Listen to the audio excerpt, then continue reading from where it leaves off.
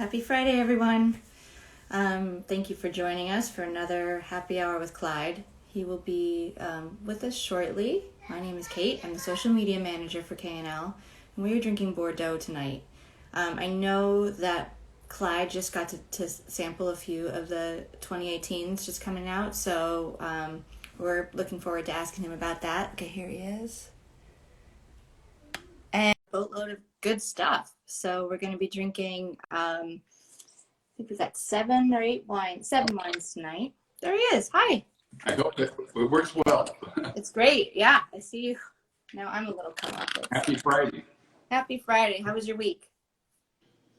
Okay. Yeah. It's gone. It's gone.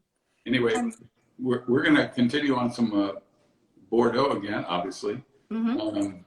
We're going to have a Sauternes though at the end. I know. I'm excited. First one.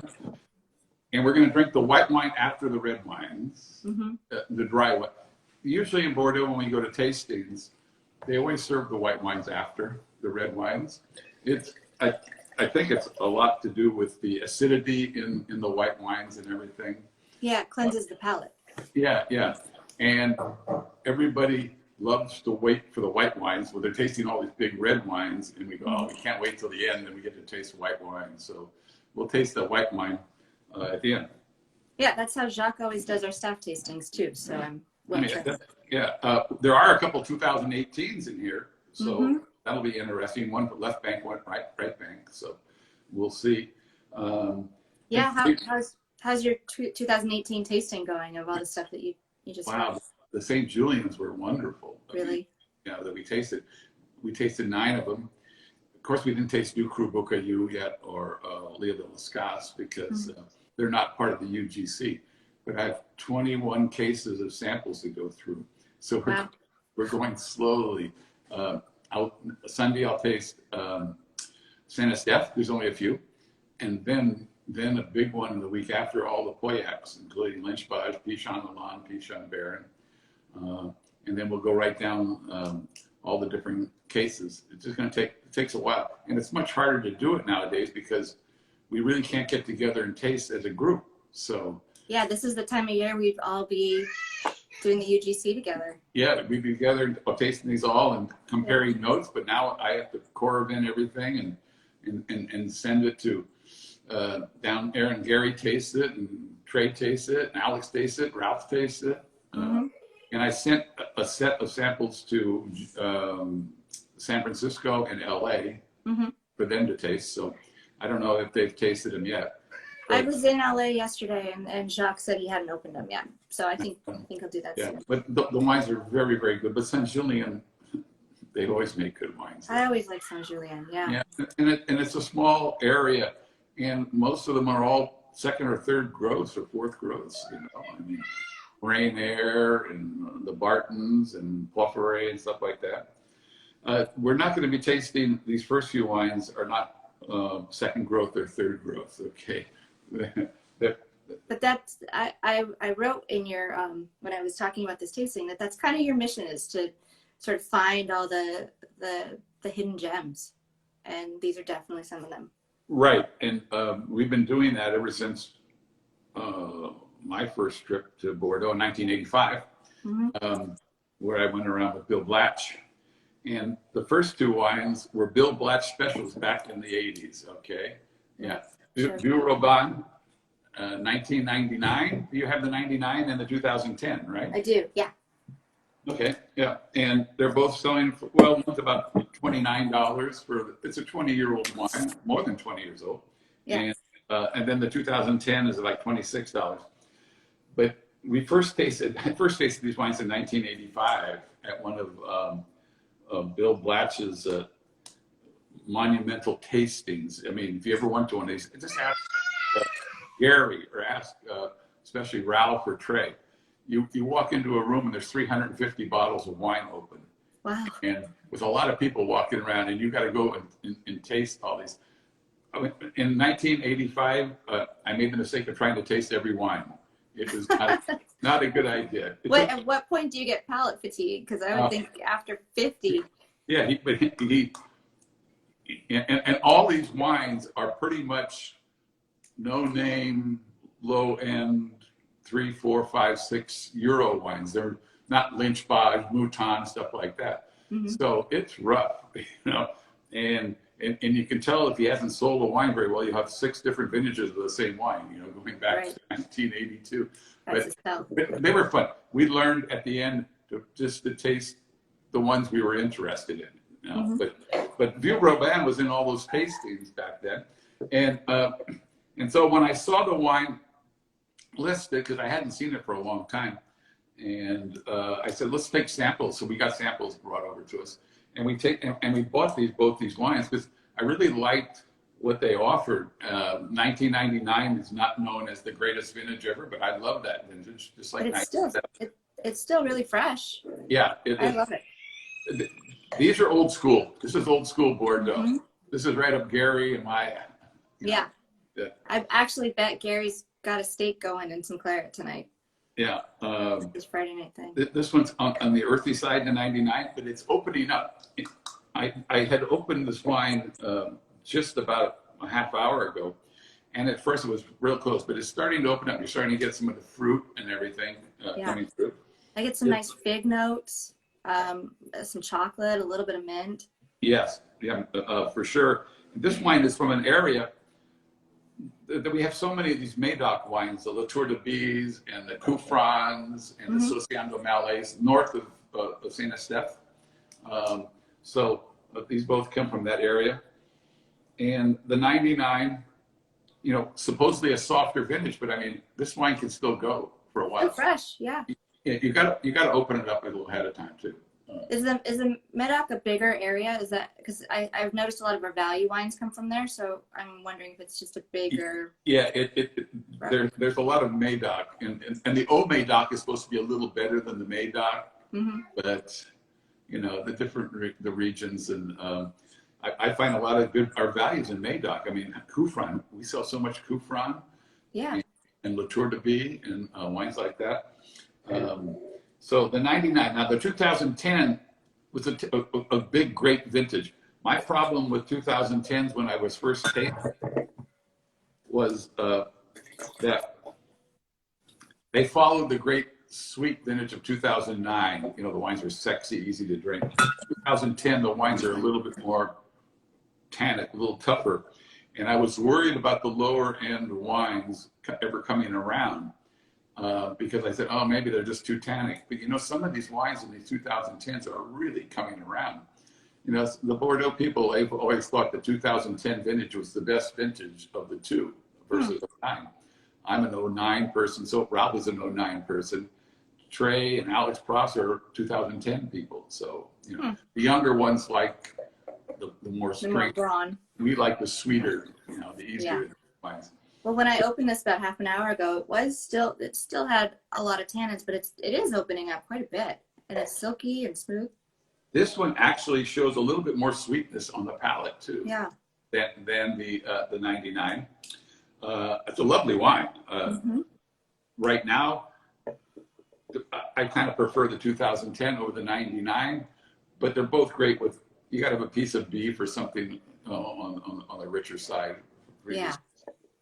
With this one, I get a little bit of leather on the nose, so it's got a little bit of that savory characteristic. But then, sweetness, red fruit. And the long finish. And the wine definitely has some tannin, but the tannins are pretty round. They grind out a lot. I never tasted the wine when it was young, because after Bill Black, we haven't gone with Bill Blatch for several years tasting. So I kind of lost track of Vieux Robin, and I'm glad to see it back in, and we'll probably taste the newer vintages now and see how they're doing. But so this one's $26.99, the 2010, and the 99's $29.99. Right. Now we go from a wine that I've known since 1985 to a wine that I'd never heard of until 6 months ago. So this is what we're tasting next. The Chateau Le Dame de la Renardiere. It's kind of hard to say. Okay. A mouthful. Yeah. The 2010.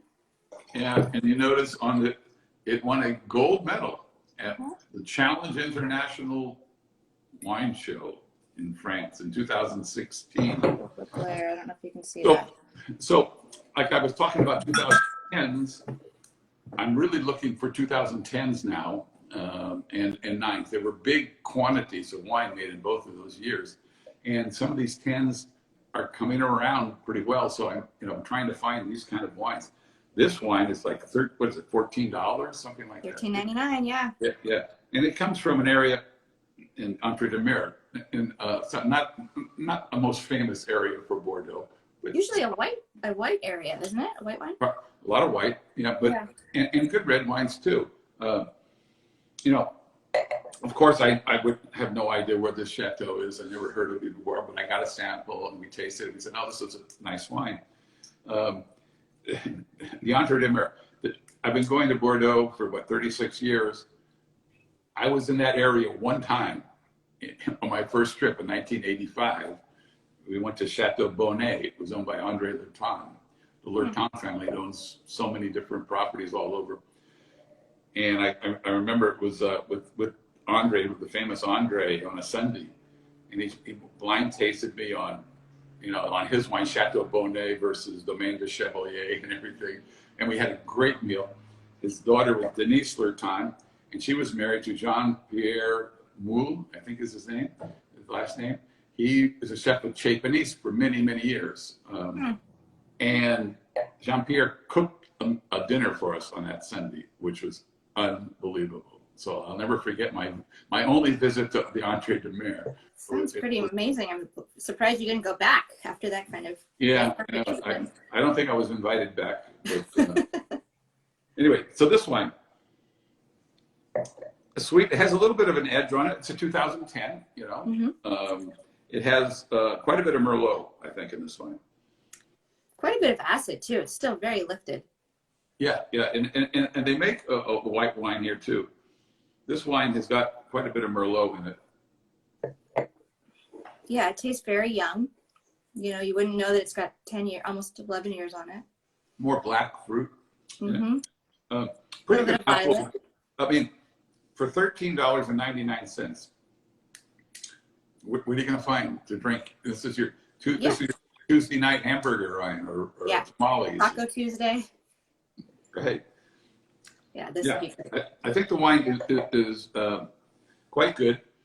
And, for $13.99, heck, it costs $2 or $3 to get the bottle over here. So, I don't know how these properties survive selling the wines at such low prices and everything. Well, they must sell it all over. I mean, it must be mostly going in France, right? So they don't have to pay. Oh, yeah, for sure. But when you're selling your wine for 3 to 4 or 5 euros, 6 euros, you can't make very much money. And this is not a huge property. I think the wine's quite good. For $14, that'll be my next Tuesday night wine. And it's super youthful. So I think that can maybe even get a decant and open up for a while. Yeah. Actually, these first 3 wines could have all been decanted, and I did not do that.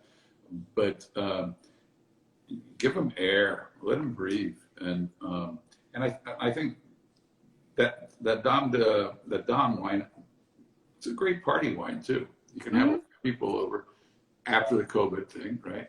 Yeah, when we get to have parties again. Speaking of COVID, I'm supposed to get my shot, Cindy. Good for you. Is that the first one? I'm nervous. Well, my mom got hers and she's fine. She had a little bit of a headache about a week after. So that's it. So I might not get it then. No, but then it went away and she was fine. And so it's much better than the big sick. Okay. Just a little. Next one. An old favorite of ours, Vigneau. We've been carrying for quite a few years, probably since 1999 or so, 2000. Vigneau is a property in the south, Pessac-Leognan. It's really close to Smith-Olaphite.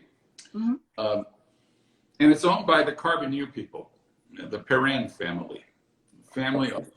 Perrins own the famous Chateau Carbonieu. And I have a soft spot for that chateau because that's the chateau where I was inducted into the Commanderie de Bon Temps. That's right. Yeah. In 2001, and it was a great event, and that was sky high. I had my sponsors were Mélian Lancasang from Pichon-Milan. Wow. And Frédéric Anger from Chateau Latour. So I had two pretty good sponsors there. Star-studded. Yeah. So Vigneau is run by Eric Perrin, one of the sons of Anthony Perrin, who I knew quite well back in the late 80s. And we tasted this wine a couple times years ago, and we go, this is pretty good wine. It's not very expensive, and it has all that mineral character that the product. I think it's fantastic. Yeah, I mean, for $20. And look at this is the so-called bad vintage 2017, yeah. Right? Those sevens, we talked about the sevens before, that the 97s and the 07s that we had last time. Yeah.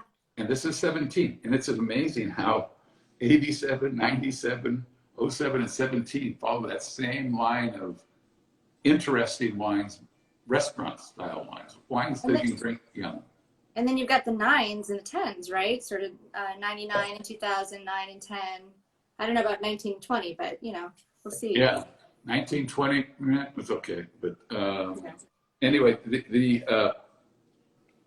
so this wine, very very fruity. 17s have that fruit. Juicy. It's not going to age forever, but why you can drink this now. It's $20. Yeah, a nice lamb chop. I think we've always sold this wine for 17 or 18 or 19 or $20, something like that. Juicy black fruit. There's a touch of oak spice. It's like sweetness at the end. It has a little bit of oak. A little bit of oak. And the people from Carbonneau make this wine. I gotta believe there's a little Carbonneau thrown in edges and everything. That. Yeah, it punches a lovely flavor. I'm not going to accuse anybody, but this wine is so satisfying, so easy to drink. It's elegant, and we tasted and we go, oh, 17, it's more difficult to sell. But I said, hey, but the wine tastes good. So yeah, I'd much rather drink something like this than a hard 16 or something like so we can. And I mean, you're getting it for $20, so that's the benefit of the 17, right? It's going to be ready earlier. And you're not going to store it away forever. You're going to drink it this week. Put it in your cellar if you want to. I mean, for a while. But I mean, this wine, I think, with a little piece of rack of lamb or something like that would be wonderful. Yeah, that sounds great. So we'll taste the white wine of Vigneau after we taste the other two reds.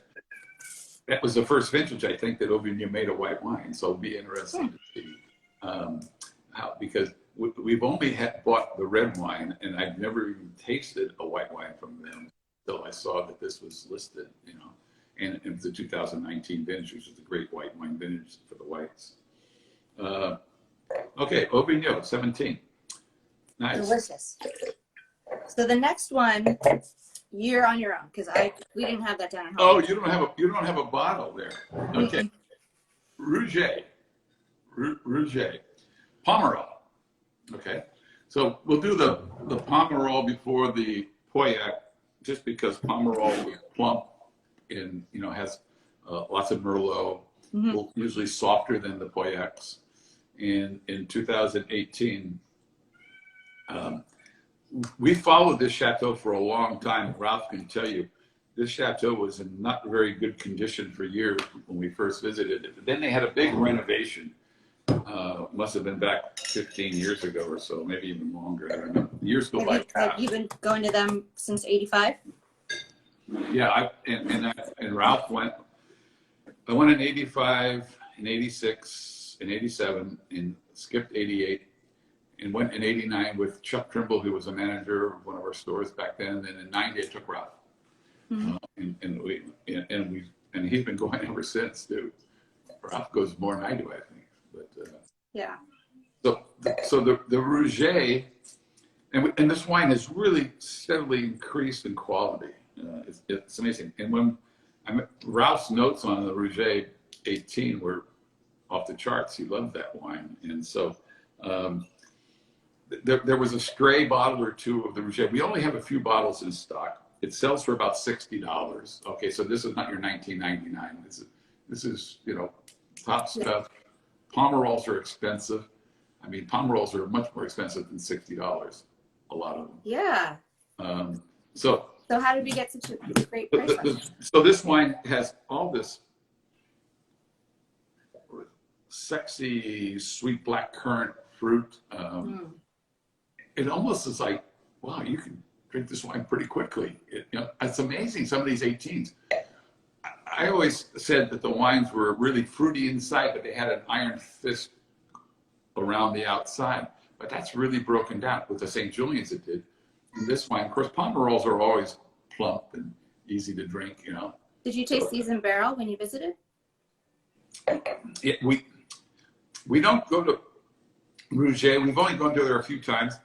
We usually taste that in the Joanne tasting when we taste almost all the properties. It's so much easier to sit in a air-conditioned room with the wine served exactly the right temperature and have somebody bring the wines to you from each region and say, I'll taste these, and have 6 or 7 people sitting down, very civilized.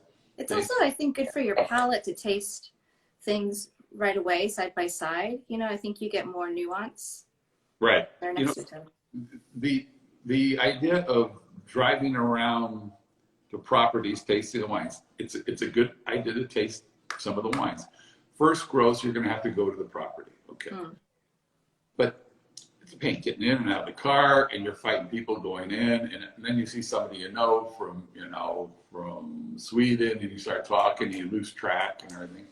Much more civilized when you do a Joanne tasting. One of those that where you sit down, and you have to go to one of these days. Yeah, I'd love to. So the Rouget, sweet, delicious. These 18s are really, really good wines. Are they going to age for? They're not 9 or 10. Okay, they don't have the fullness of those wines, but I think that these wines are pretty darn good. They're going to give 15 and 16 a run for their money. Yeah, I read somewhere that Saskia Rothschild called this the Enfant Terrible vintage because I guess they had a lot of disease and I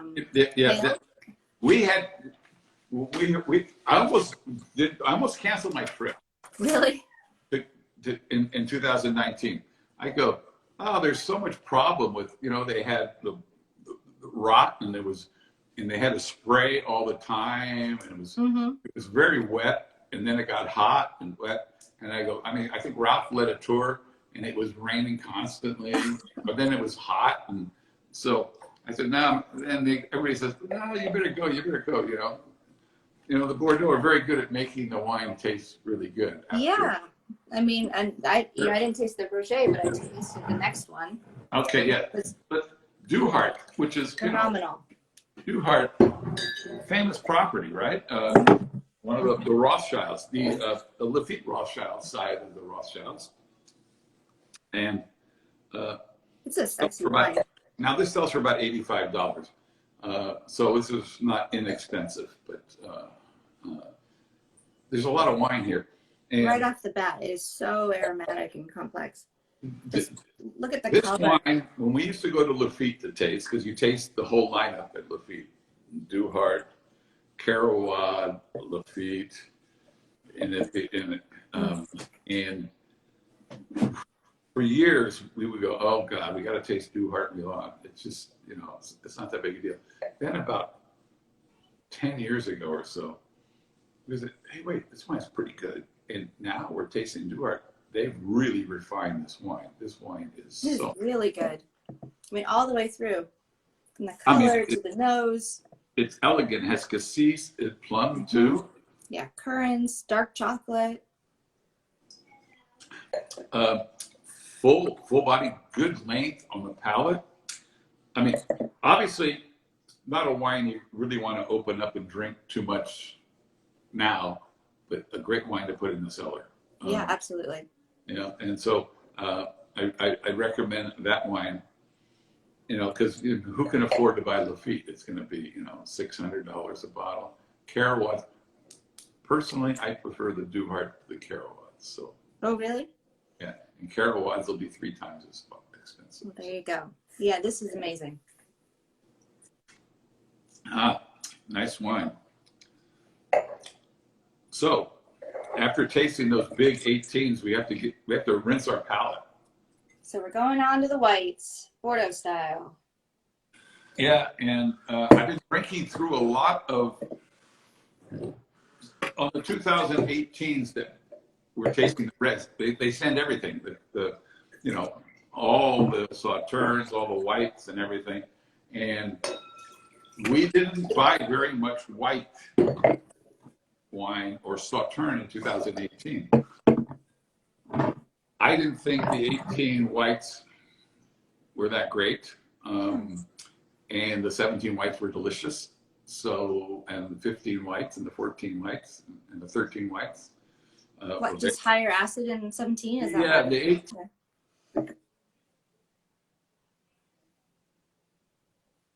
18. So I really back up. So I'm just tasting a lot of them just to see how they are. We don't own big stocks of them. And there's some, I had a Mollard de Clagavia the other night. It was very nice, you know, nice wine. But the 19s are the great white vintage in Bordeaux. And this is 19, okay. This is Vigneau. It's probably their first or second effort at making white wine. So the vineyard, I'm sure the vineyard is young. Eric Vernon, the owner, and I have never talked about this wine at all, and I'm sure it's a small production. But you know, I opened it about 20 minutes ago, and it was a little tight, and now it is just opening up and luscious, and there's glycerol on the palate. Same thing. When I just opened the bottle here, I'm going, oh wow, what am I going to say about this? Yeah. But it's really other than it was kind of graphite and it was yeah. kind of stuff. But now it's just kind of opening up with this perfume and everything. It's tropical, pineapple. Yeah, minerality. It is not a wine for long-term cellaring, obviously. You know, what is it, $21, something like that? $21.99. Yeah. But great acidity. And is it all Sauvignon Blanc? Do you know what the, let's see, what does it say? You know, I don't know what it is. Knowing that I'm going to think it's more Sauvignon. Yeah, there's more Sauvignon aromatics, but then it's got that like glycerol palate. It's not as much figgy on it. Yeah. Yummy. Delicious. $21.99. Sure cuts through all those red wines that we just had too. Yeah, it's the perfect segue to Sauternes, which I don't know if you're ready to go there, but what a great price we have for Sauternes. This is awesome. It's $13.99. Look at this little bottle. Look at these little bottles. This property or this label has a great charm, has a great history, and nobody wants to admit where it actually came from originally. But we found this wine at a negociant's office years ago. And they said, why don't you try this little Sauterne, because it comes in half bottles and full bottles. Half bottle Sauterne is nice for 4 people or 2. This you want to have a little glass of Sauterne. And why don't you try this wine? And so we tasted it and we go, wow, this is pretty good, and it's not very expensive. This bottle here is what, $13.99. $13.99, yeah. Yeah, for the 2017. 2017 Sauternes are fantastic. Just like I said, the white wines in 2017 and 2019 are great. In 2017, the Sauternes were unbelievable, much better than 18. One of my favorite vintages, 2017. Chateau-Yquem 2017, off the charts, only surpassed by 15 and 01. But so au charme, we're trying to get, okay, what is this? Where these grapes come from or like that. And this is all hearsay, but I think it's absolutely true that this negotiant company was buying grapes that were, or juice that was refused by Chateau-Yquem. Wow. Chateau-Yquem. And they were making the wine out of Chateau-Yquem refused grapes. It's not the case now because the word got around and all of a sudden the grapes weren't available, you know? So either way, you know, they've so got we used to, I remember when Jim Barr used to write this wine up, we can't tell you where it's from, but it's one of the most iconic dessert wine in the world and everything like this. And, but now that it's over. So this 17 does not come from Chateauguay, okay? But nonetheless, it's delicious. I do believe it comes from Superieur. Oh, really? Yeah, Superieur, which is not a bad play. Yeah. No, this is great. I mean, it's got honeysuckle and lemon curd, and it's creamy but nice acid. It's got some apricot too. Mm-hmm. Acidity the acidity in 17s was wonderful, and that's what you need in Sauternes. You don't want this big, heavy caramelized Blanc. A week ago, we had for dessert the 59 Sauternes. Oh, how did that hold up? Legendary wine, okay. With a couple who we'd just been married 50 years and they were just married 50 years the week after, so we had it last weekend. And the wine was wonderful. But, you know, 59 was starting to show its age. But the wine, and when we first got that wine in, it was like $12 a bottle. Wow. If you can find the 59s, they're outstanding. But this 17 for a half bottle, delicious. And I'll tell you, what do you serve Sauternes with? You know, poor Sauternes. It doesn't sell well because people don't want to drink too much, and at the end of the night, they don't want to drink. But you have this with, you get some fresh strawberries, sour cream, and some brown sugar. You dip that strawberry into that sour cream and into that brown sugar and eat that and have this. That sounds like heaven.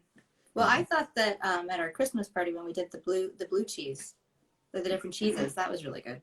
Yeah. With Sauternes. I think people. That was a long time ago. It feels like a long time ago. two Christmases ago. But I think a lot of people shy away from sweet wine as a whole category. They just don't know what to do with it. But for $13.99, this is a really good entry into sweet wine. This is a great. This wine usually sells out very quickly, and this is a delicious vintage. It's been a staple for years. I'm sorry, it's not Chateauguay, so don't write Chateauguay and say, And if Chateau Sauternes is going to call me tomorrow and say, hey, listen, cool it with the Haut. You're going to get in trouble. Yeah. But anyway. I'll keep it on everybody here, keep it on the down low. We won't tell anyone. That's the lineup. Yeah, that's the lineup. So anybody, if you've got questions, we're happy to take them.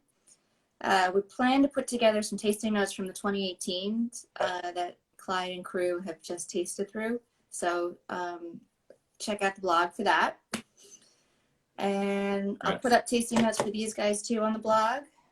And anybody have anything they want to ask Clyde? Looks like crickets. So Crickets, Friday night. Friday night. Thank you all for joining us. You're always welcome to send me a PM. Or, and I can send a message on to Clyde, and anything you want us to drink on an Instagram live, any topic that you want to see, we're happy to do it. So we miss you all and we'd love to connect. Toujours Bordeaux. Yeah. Thank you, Clyde. This was really fun. Take care. Take care.